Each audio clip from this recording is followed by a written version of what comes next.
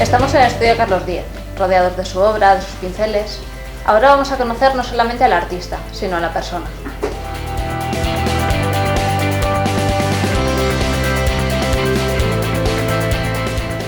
A ver, cuéntanos, Carlos. Mucha gente ya te conoce tu trabajo, pero ¿cómo te definirías tú? ¿Quién dirías que eres? Yo desde pequeño he tenido, y creo que todos los dibujantes estamos de acuerdo ahí, en que tenemos, los que llevamos esto dentro tenemos la necesidad de estar dibujando constantemente, si no lo pasamos mal. Yo recuerdo desde pequeño estar con el lápiz en la mano, ya tenía problemas en el colegio con los profesores, los cuadernos llenos de dibujitos, y quizá en el año 1977, cuando llegó a España Star Wars, cuando llegó Mazinger Z, es cuando yo, digamos, eclosioné un poco y ya vi claro que quería dedicarme a esto. Quería recrear todos esos universos que tanto me fascinaban, y la única manera en aquella época era con un lápiz y un papel, porque no teníamos todo lo que hay hoy de merchandising, de series de televisión. Entonces, gracias a Dios, yo era feliz con un lápiz y un papel. Ahí fue cuando me di cuenta de que yo era dibujante. ¿Y cómo aprendiste? Empezaste, has dicho, de pequeñito a dibujar, y luego ¿cómo te has ido desarrollando? Bueno, he sido autodidacta, sigo siendo autodidacta, y creo que el dibujante, además lo creo con firmeza, que el dibujante se hace en el tablero.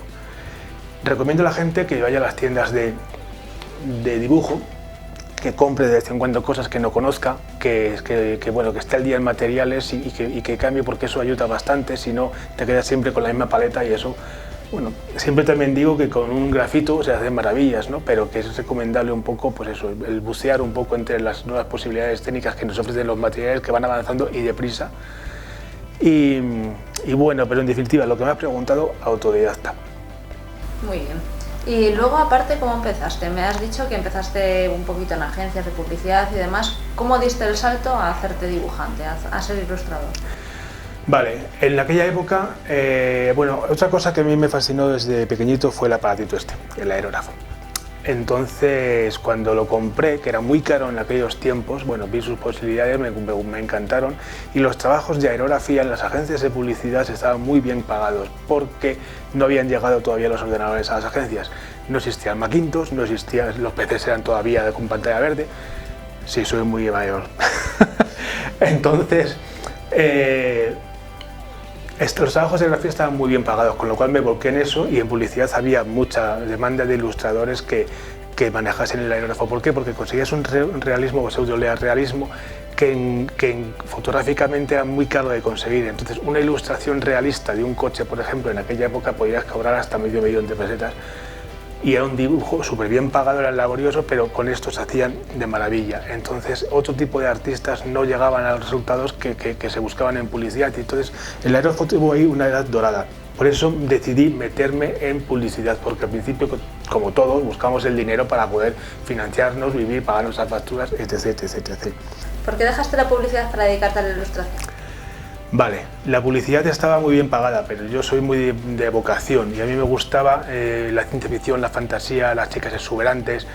En aquella época estaba en los 18, también es muy comprensible. Entonces vi que no se demandaba eso en la publicidad, no podía introducir lo que yo quería pintar. Entonces busqué otros campos, y la editorial, el mundo editorial y el mundo de las discográficas sí cogían ese tipo de dibujo, ¿no? Entonces, bueno, empecé a buscarme la vida. Había un gran problema y un sacrificio por el camino, que era el dinero. La publicidad estaba muy bien pagada y el mundo editorial estaba muy mal pagado. Entonces, te hablo de cobrar a lo mejor 300.000 pelas por un dibujo, a pasar a cobrar 30.000 por una portada, que es el 10%, me parece. Vale, pero lo que pasa es que sí es verdad que el mundo editorial cogías más caché, tu firma estaba acompañada siempre en los dibujos, hacías portadas de revistas, estabas en los kioscos, era diferente. Entonces me lancé ahí. Luego también vi que el truco era que las revistas como por ejemplo Kiss Comics, con quienes empecé, las portadas tenían más vida, no morían en la publicación, se vendían luego en otros países, y luego el cúmulo de muchas ventas hacían que esa ilustración fuese rentable. Entonces, bueno, me tiré una buena época, casi 3 o 4 años, dibujando pues discográficas, portadas para Kiss Comics, alguna para El Víbora, los cómics hice un montón, y luego ya a través de ahí vino un poco. Ahí podía pintar también a mis chicas, a mis modelos, lo que yo quería dibujar. ¿Por qué dejaste la publicidad para dedicarte a la ilustración? El salto de publicidad a ilustración. Yo que siempre me creía, como he dicho antes, con Mazinger Z, con los dibujos de fantasía, con las revistas Son 84, aquí en España, en 1984, Heavy Metal Americana, y admiraba a tipos de artistas como Sorayama, como Boris Vallejo, como, no sé, Drew Struzan. Entonces yo realmente quería dedicarme a ese campo de ilustración, que era el que me fascinaba, ¿no? Las películas de ciencia ficción, las superheroínas super curvilíneas y súper guapas. Entonces tenía que cambiar de mercado. Eso en publicidad no se demandaba, se demandaba en las revistas, portadas discográficas, portadas de discos. Habría que sacrificar por el camino. La publicidad estaba muy bien pagada y la ilustración editorial estaba muy mal pagada. Pero bueno, como yo soy un poco de vocación fuerte, di el salto y empecé a introducirme entre revistas como pues, 1984, Víbora, y en fin encontré lo que más yo quería, que era dibujar mujeres hermosas. Y con eso te llegó la popularidad, que hizo una especie de efecto llamada. ¿Qué nos podrías contar? Vale, pues sí, el estar todas las semanas en el kiosco con una portadita, aparte de que bueno, mis dibujos se hicieron mucho más conocidos, cosa que todos buscamos, y el que diga que no miente. Y bueno, estaba pintando mujeres hermosas en portadas de revistas de gran tirada, ¿no?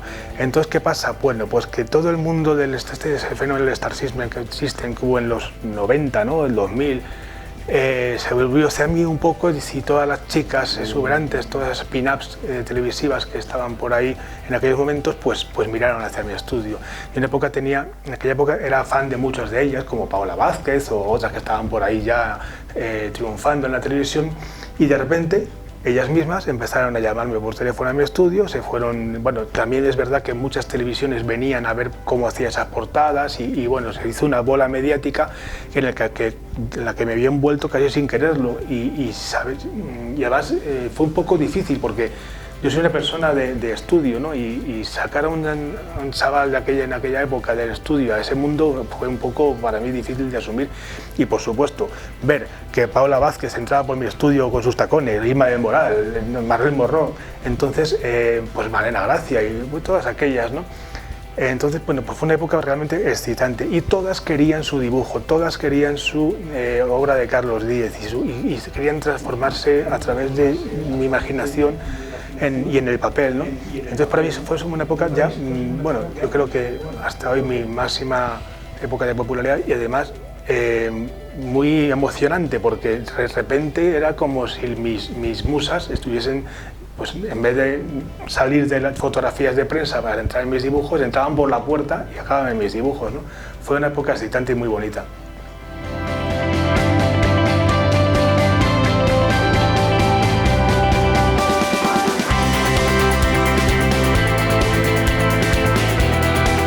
¿Podrías contarnos quiénes han influido en tu obra?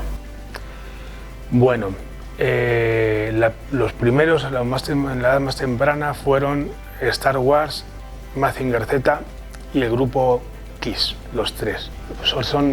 Tienen una imagen muy fuerte que me impactó. Entonces, bueno, yo empecé a dibujar como he contado antes y bueno, pues cuando vi una vez en una librería un libro de Alberto Vargas, que me lo compró mi padre que iba con él, yo quedé fascinando, dije, hombre, un señor que pinta mujeres despampanantes y vive de ello y ha triunfado y se ha hecho famoso pintando este tipo de obra. Digo, esto es lo que yo quiero hacer. Entonces, bueno, viendo ese libro, empecé a dibujar, ya a centrarme ya en las chicas y descubrí más tarde otros ilustradores como Sorayama, uno de mis favoritos, quizá el que más he seguido, pues Jirel Gren, Drew Struzan, con toda su cartelería de las mejores películas de Hollywood, tipo Steven Spielberg, George Lucas, se las ha hecho todas.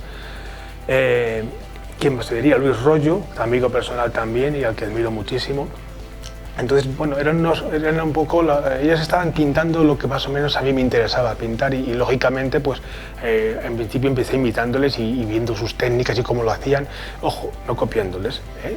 Eso lo considero un error. Puedes copiar para aprender, pero si quieres hacerlo a la propia, no lo hagas. Aprende los métodos de otros artistas, déjate guiar con ellos hasta que adquieras tu propio modus operandi, ¿no? Entonces yo diría que esos son y siguen siendo mis referentes. Aunque también llega un momento en que el artista debe soltarse, andar y hacer su propio camino, que eso ya me llegó en su día, pero no por ello te olvidas de los que has aprendido.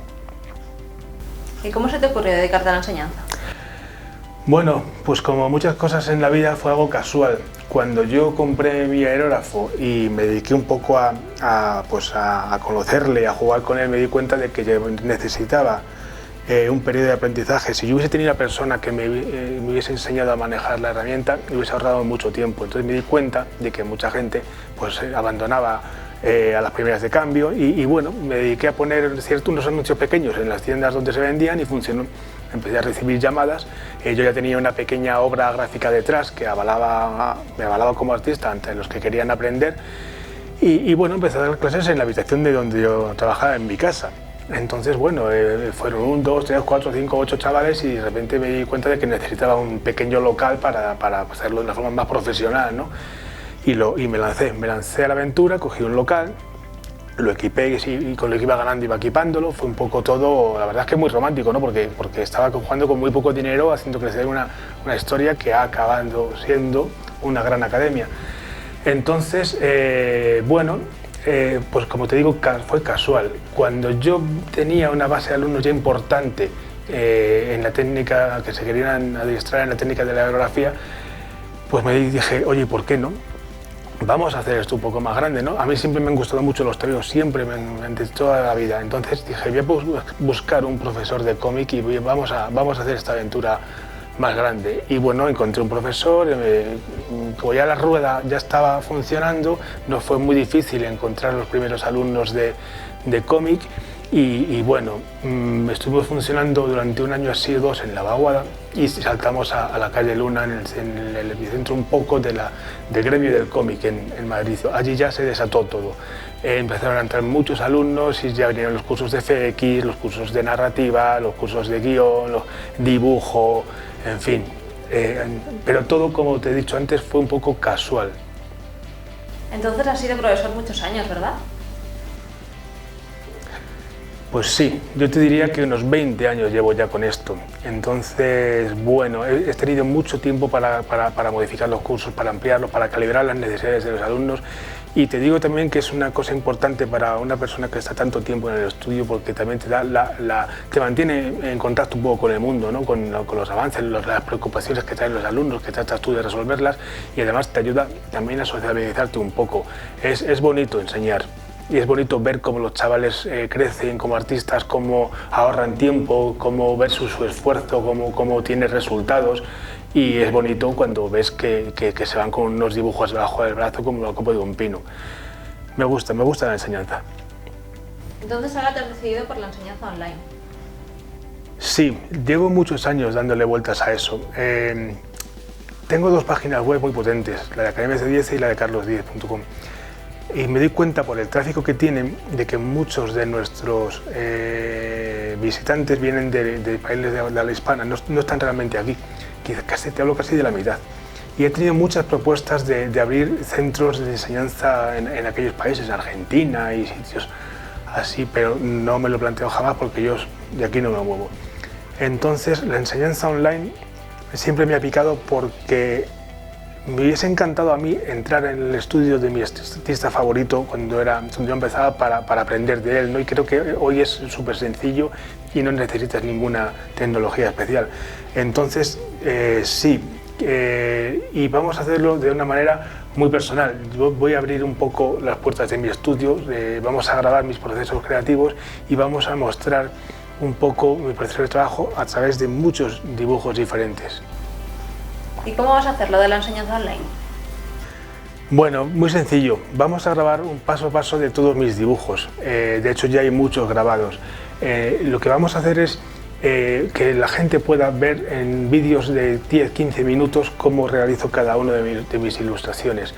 Yo creo que mis trabajos suelen salir a un ritmo de 1 o 2 semanas y entonces la cantidad de contenidos que vamos a fabricar va a ser pues eso, para renovar casi semanalmente. Entonces no van a ser tutoriales específicos de así se hace una veladura, así se hace un ojo, así se hace una mano, así se hace un parque, no, van a ser seguimientos de mis obras detalladas paso a paso en las que iré comentando pues, pequeñas cosas y básicamente va a ser como si tú estuvieses con una ventana abierta a mi estudio cotilleando en todo momento lo que estoy haciendo. Esa es la primera fase. Si eso va bien, la segunda fase haremos como suscripciones y será una cosa mucho más abierta, ¿no? ¿Y cómo lo vamos a poder comprar? Pues muy fácilmente a través de una página web, aerografiapasoapaso.com, en la que van a estar a formato de revista digital todos mis trabajos y los podéis comprar mediante PayPal. Va a ser un sistema de micropagos. Yo quiero que todo el mundo pueda acceder a ella por poco dinero. Nos estarán alrededor de los 10 euros y el contenido que vais a tener es un vídeo de una media hora, 15 minutos, a veces más, sobre el paso a paso, el desarrollo completo de una ilustración desde el principio hasta su final. No me voy a centrar en lecciones o tutoriales concretos, en principio de cómo fabricar un cromado, cómo fabricar una piel, cómo fabricar una textura determinada. No, van a ser los procesos de trabajo desde el principio hasta el final de cada obra. ¿A quién va dirigido esos tutoriales? ¿Es para cualquier edad, para cualquier nivel? Cuéntanos un poco más. Estoy muy pendiente de toda la gente que no tiene acceso a este tipo de enseñanza porque está en sitios lejanos, en sitios que no tienen academias, facultades cercanas o medios, ¿no?